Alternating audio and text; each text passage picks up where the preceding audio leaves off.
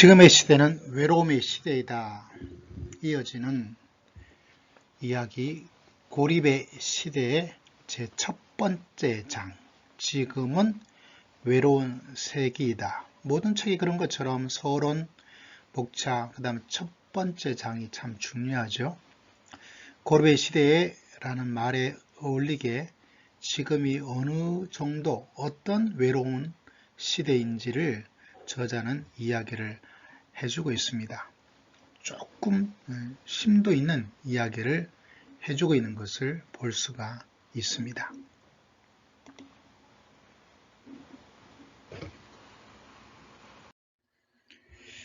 외로움이란 뭘까요?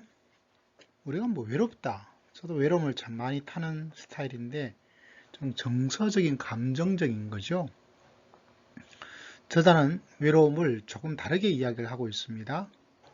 애정, 동반자, 친밀감의 상실이 바로 외로움이다. 이거를 내면적 상태다라고 이야기를 하고 있는 것을 볼 수가 있습니다.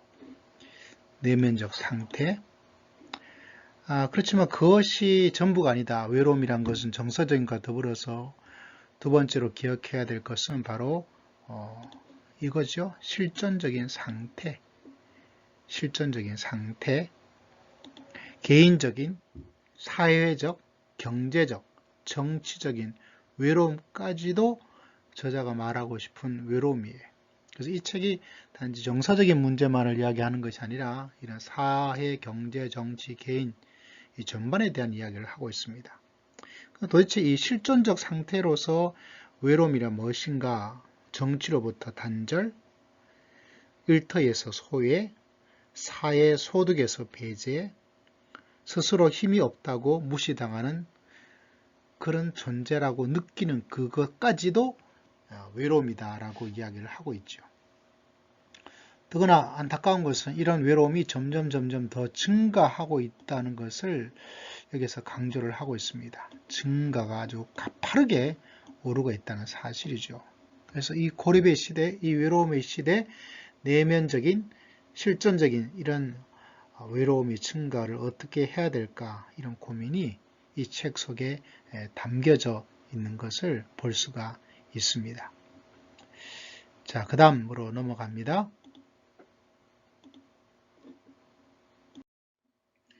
외로움은 이유가 뭘까요?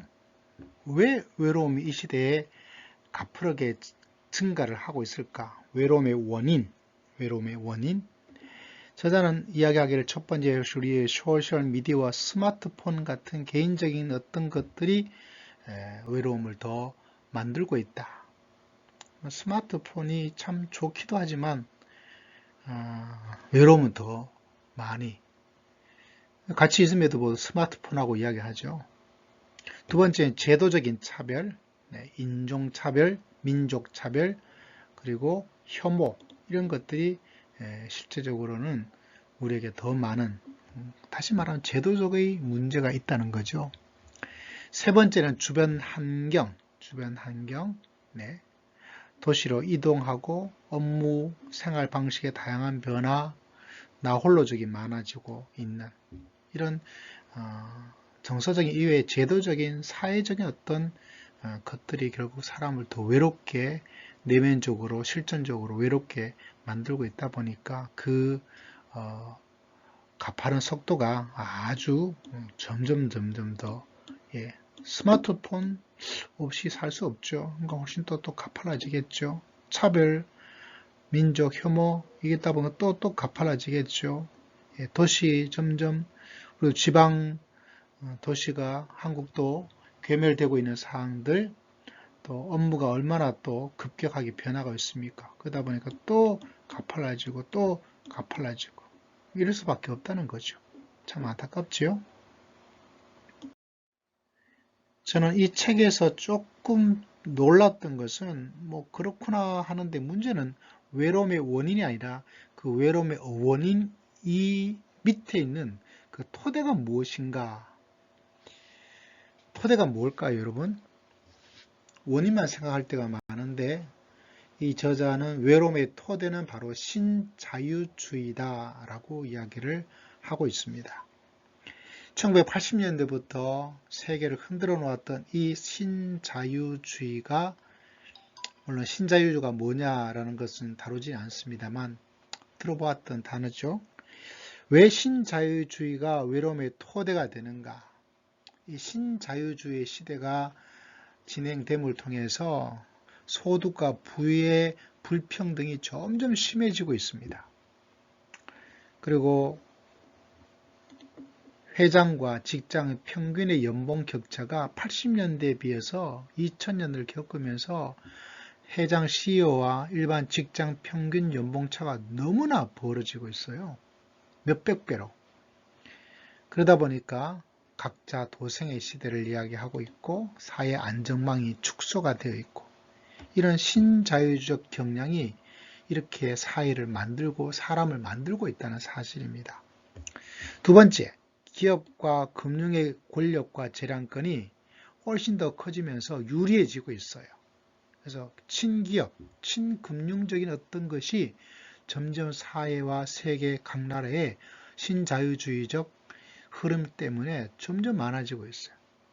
다시 말하자면 국가가 국민을 잘 돌보지 않아요. 국가가 기업과 금융은 돌보는데 국민을 돌보지 않습니다. 안타깝죠. 세 번째, 신자유주의는 인간관계에 영향을 미쳐요. 신자유주의의 영국의 한 사람, 마가렛 대처죠. 현대 영국 사람들은 별로 인정하고 좋아하지 않습니다. 이런 말을 했더라고요. 경제학은 방법이며 그 목적은 마음과 영혼을 변화시키는 것이다 라고 이야기를 하고 있습니다. 어떻게 그 마음과 영혼을 변화시킵니까? 경쟁, 이기심을 추구해서 이런 관점에서 서로를 바라보고 서로에 대한 의무를 바꿔놓는 것.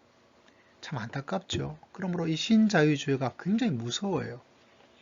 단지 자유로운 어떤 것들을 말하고 있는 내용 같지만 과연 이게 자유일까라는 생각을 합니다. 누가 자유로울까요? 기업은 자유롭죠. 금융은 자유롭죠. 근데 국민들, 사람들은 전혀 그렇지 않다는 사실들.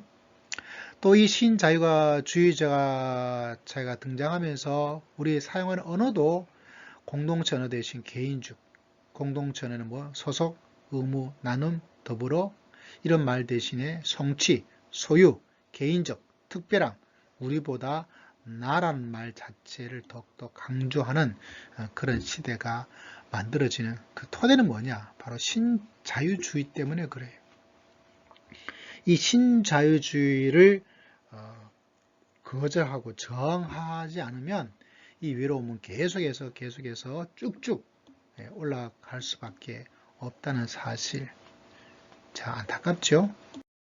1장에서는 이 신자유주의에 대한 추가적인 설명으로 이런 이야기를 하고 있습니다. 신자유주의는 협력자 대신 경쟁자, 시민 대신에 소비자, 공유 대신에 축적, 돕는 대신 투쟁하는 사람으로 사람을 만들어 버려요. 그러니까 이 마음과 영혼을 완전히 바꿔버립니다. 그래서 아무리 이걸 이기려고 하더라도 신자유주의란 이 흐름의 엄청난 거대한 바람을 꺾지 않고는 이게 해결이 안 된다는 강조가 있습니다.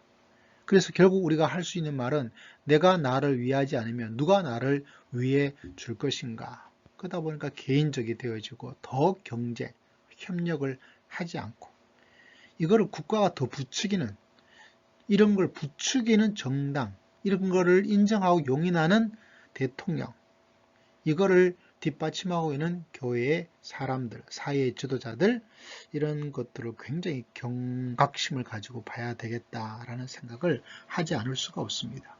이 신자유주의에 대해서 우리가 고립의 시대를 만든 것이 바로 이런 신자유주의의 토대, 이런 면에서 이 책이 조금 신선하고 놀라웠던 그런 장면들, 많은 배움을 주었습니다.